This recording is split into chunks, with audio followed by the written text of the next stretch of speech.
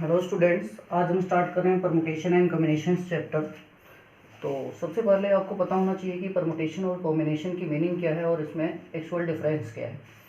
तो अगर हम बात करें परमुटेशन की, तो परमुटेशन मीन्स होता है अरेंजमेंट्स। मीन्स आपको नंबर ऑफ ऑब्जेक्ट्स दिए हुए हैं और आपसे बोला जाएगा कि इन ऑब्जेक्ट्स को कितने तरीक़ों से अरेंज किया जा सकता है, तो इसको हम बोलते हैं परमुटेशन। और अगर कॉम्बिनेशन की बात करें तो कॉम्बिनेशन जस्ट होता है सिलेक्शन।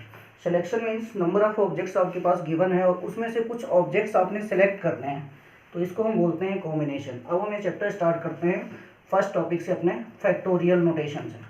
तो फैक्टोरियल क्या है? फैक्टोरियल को हम इस तरह से डिनोट करते हैं या इस तरह से डिनोट करते हैं। अब आपको मान लो n फैक्टोरियल लिखना है, तो आप n फैक्टोरियल ऐसे भी लिख सकते हो और n फैक्टोरियल आप ऐसे भी लिख सकते हो। फैक्टोरियल n की अगर हम बात करें तो फैक्टोरियल n का मतलब होता है this is equal to n into n minus one into n minus two, और ऐसे ही आप बैकवर्ड डायरेक्शन में इसको ओपन करते जाओगे कहाँ तक? 1 तक। ये हमने सारा मल्टीप्लाई किया है n से लेके 1 तक, तो ये n से लेके 1 तक के जितने भी नंबर्स हैं इन सब का प्रोडक्ट क्या होता है? Factorial n। इसको हम ऐसे भी लिख सकते हैं n into n minus one factorial. जब आपको ज़रूरत पड़ेगी तो आप n माइनस वन को भी फर्दर एक्सपेंड कर सकते हो। तो ये आपका फैक्टोरियल है। अब अगर हम जीरो फैक्टोरियल की बात करें, फैक्टोरियल जीरो, तो फैक्टोरियल जीरो की वैल्यू होती है 1, लेकिन ये होगी कैसे? थोड़ा सा मैं इसको एक्सप्लेन करता हूँ। जैसे यहीं पे अगर हम बात कर लें तो फैक्टोरियल n की वैल्यू अभी मैंने लिखी है n into n minus one factorial. यहाँ से आप n माइनस वन का फैक्टोरियल क्या लिख सकते हो? Factorial n upon n। अगर मैं यहाँ पे n को रिप्लेस कर दूँ 1 से, n if n is replace by 1, then 1 minus one factorial is equal to 1 factorial upon 1। आपको पता है कि फैक्टोरियल 1 तो 1 ही होगा, तो 1 अपॉन 1, इसकी वैल्यू तो आ गई 1, और ये देखिए 1 minus one factorial that is 0 factorial. तो इस तरह से आप बोल सकते हो 0 फैक्टोरियल की वैल्यू आएगी 1। ओके, अब हम बात करते हैं कि परमुटेशन क्या है। तो परमुटेशन मैंने अभी बताया आप लोगों को कि परमुटेशन जस्ट अरेंजमेंट्स है। नंबर ऑफ ऑब्जेक्ट्स आपको गिवन है और उनको अरेंज करना है। आप कितने तरीकों से अरेंज कर सकते हो, कितने नंबर ऑफ वेज हो सकते हैं ऑब्जेक्ट्स को अरेंज करने के, यही परमुटेशन है। परमुटेशन को हम डिनोट करते हैं NPR से, small n capital P and small r। तो NPR से डिनोट करते हैं, इसको हम ऐसे भी लिखते हैं। और NPR होता क्या है? NPR is equal two factorial n upon factorial n minus r। Further इसको हम एक्सपेंड करके जो भी क्वेश्चन दिया होगा उसमें n और r की वैल्यू आपको गिवन होगी, तो उसके हिसाब से हम यहाँ पे वैल्यू पुट करके उसको एक्सपेंड करके कट कर सकते हैं, कुछ फिक्स्ड वैल्यू आपको मिलेगी। तो ये है आपका permutation NPR, that is factorial n upon factorial n minus r। अब इसमें 3 केसेस मैं यहाँ पे डिस्कस कर रहा हूँ। फर्स्ट केस है कि if n objects taken are at a time, if n objects taken are at a time, objects हमारे पास n है और r ऑब्जेक्ट्स आप उसमें से ले रहे हो और अरेंज कर रहे हो और वहाँ पे कोई भी रिपीटेशन नहीं है, तो उस केस में नंबर ऑफ वेज कितने हो सकते हैं, कितने परमुटेशन बन सकते हैं? That is n to the power r। हमारे पास n ऑब्जेक्ट्स हैं और उसमें से किसी टाइम पे आप r ऑब्जेक्ट्स ले रहे हो, कोई भी ऑब्जेक्ट आपका उसमें रिपीट नहीं कर रहा है, मतलब अलाइक नहीं है, तो उस केस में नंबर ऑफ परमुटेशन बनेगी n to the power r। Second case है n ऑब्जेक्ट्स हैं हमारे पास and n1 are of same kinds, means alike हैं, n1 ऑब्जेक्ट्स अलाइक हैं, सेम ऑब्जेक्ट्स हैं, तो उस केस में नंबर ऑफ परमुटेशन क्या होगी? तो आप इसको लिख सकते हो फैक्टोरियल n अपॉन, अब कितने ऑब्जेक्ट्स अलाइक हैं? n1 ऑब्जेक्ट्स अलाइक हैं, तो factorial n upon factorial n1। n1 objects अगर अलाइक हैं तो उससे हम क्या कर देंगे? डिवाइड कर देंगे। तो number of permutations are factorial n upon factorial n1। अगर कुछ और ऑब्जेक्ट्स भी होंगे जो अलग तरीके से अलाइक हैं, मान लो n2 ऑब्जेक्ट्स हैं, तो हम यहाँ पे n2 के फैक्टोरियल से भी डिवाइड कर देंगे। आगे मैं भी आपको एक क्वेश्चन इस पे दिखाता हूँ कैसे होगा। करे n objects n1 of same kind, n2 of same kind, n3 of same kind.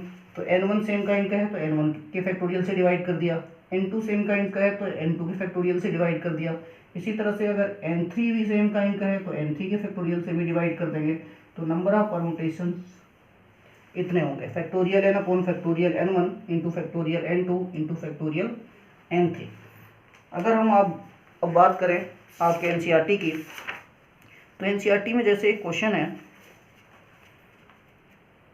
वो क्वेश्चन है आपका एक्सरसाइज 7.2 का, सॉरी 7.3 का है क्वेश्चन है।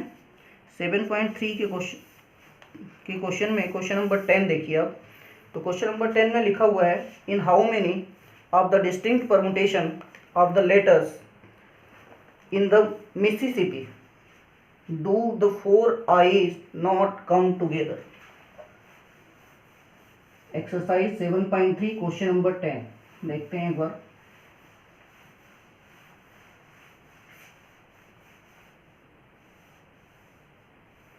क्वेश्चन है, in how many ways of distinct permutation, in how many ways of distinct permutation, how many ways of distinct permutations of the letters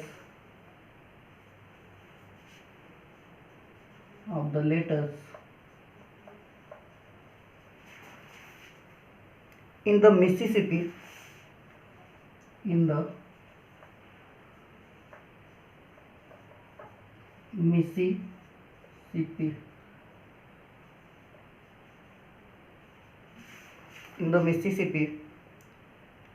do the 4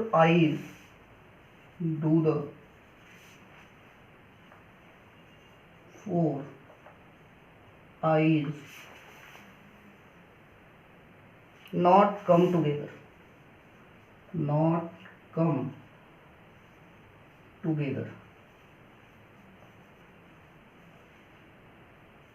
question ये है, ये आपका है एक्सरसाइज 7.3 एंड क्वेश्चन नंबर 10। करें, in how many ways of the distinct permutation of the letters in the Mississippi do the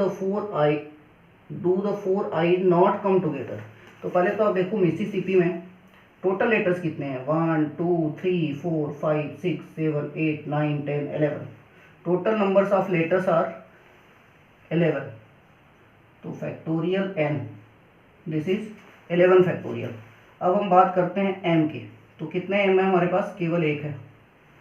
अगर हम i की बात करें तो i देखिए कितना है, 1 2 3 4। फिर हम s की अगर हम बात करें तो s कितना है, 1 2 3 4। फिर p कितने हैं, 2। हमारे पास p हैं,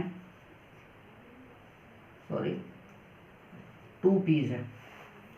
तो मैंने अभी आप लोगों को बताया था कि अगर n ऑब्जेक्ट्स हमारे पास हैं, n1 सेम काइंड के हैं, n2 सेम काइंड के और n3 सेम काइंड के हैं, तो इनका परमुटेशन कैसे निकालोगे, factorial n upon factorial n1, factorial n1 that is 4 factorial, factorial n2 that is 4 factorial, factorial n3 that is 2 factorial. तो टोटल नंबर ऑफ परमुटेशन तो हमारा ये बन जाएगा। तो ये तो आपका है टोटल नंबर ऑफ परमुटेशन इतना। अब इसमें क्या कर रहा है, do the 4 eyes not come together, do the 4 eyes not come together. तो पहली बात तो ये है कि अगर एक 4 आईज एक साथ होंगे तो क्या होगा, अगर 4 आईज एक साथ होंगे तो हम इसको 1 एज्यूम कर लेंगे, मतलब 4 के 4 आईज को हम क्या एज्यूम कर लेंगे, 1। तो अब देखिए आपके पास लेटर्स कितने हो गए, 1 और 1 2 और 4 6 और 2 8। तो यह आ जाएगा फैक्टोरियल 8 डिवाइडेड बाई, अब इस 4 को आपने 1 एज्यूम कर लिया, बाकी अब जो लेटर्स सिमिलर बच गए हैं वो एक तो s बचा हुआ है 4 s हैं और 2 पीज हैं, तो 2 पीज से आपने डिवाइड कर 2 पीज के फैक्टोरियल से डिवाइड कर दिया। तो ये तो हो गया एक केस की जिसमें 4 आइज एक साथ हैं, लेकिन इन्होंने बोला है नॉट कम टुगेदर। तो नॉट कम टुगेदर वाली केस कौन सी होगी? टोटल परमुटेशन से ये वाली केस माइनस कर देंगे जिसमें 4 आइज साथ साथ हैं। तो हमारे पास रिक्वायर्ड परमुटेशन जो आएगा, रिक्वायर्ड परमुटेशन जिसमें 4 आइज साथ नहीं है, that is 11 factorial upon 4 factorial into 4 factorial into 2 factorial minus 8 factorial upon 4 factorial into 2 factorial. अब हम इसको अगर सॉल्व कर दें तो हमें पता चल जाएगा कि नंबर ऑफ परमुटेशन कितने होंगे जिसमें ये 4 आइज साथ नहीं होंगे। तो ये था क्वेश्चन आपका 7.3 का एनसीईआरटी का क्वेश्चन नंबर 10। तो अब हम बात करते हैं कॉम्बिनेशन की। कॉम्बिनेशन क्या है?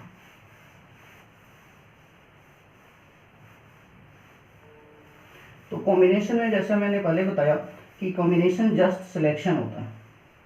नंबर ऑफ ऑब्जेक्ट्स आपको गिवन होंगे और उसमें से आपको सिलेक्ट करना होगा कुछ ऑब्जेक्ट्स। तो कितने तरीके हो सकते हैं उन ऑब्जेक्ट्स को सिलेक्ट करने का, इसी को हम बोलते हैं कॉम्बिनेशन।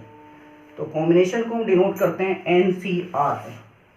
कॉम्बिनेशन को हम डिनोट करते हैं NCR से और इसको हम लिखते हैं factorial N upon factorial R into factorial N minus R। इसको ऐसे भी लिखा जा सकता है NPR इंटू फैक्टोरियल R। इसका मतलब NPR से हम अरेंज कर रहे हैं और R से फैक्टोरियल R से हम उनको सेलेक्ट कर रहे हैं। तो ये बन जाता है आपका NCR। इसमें कुछ फार्मूलेज भी हैं, जैसे NCR is equal to NCN minus R।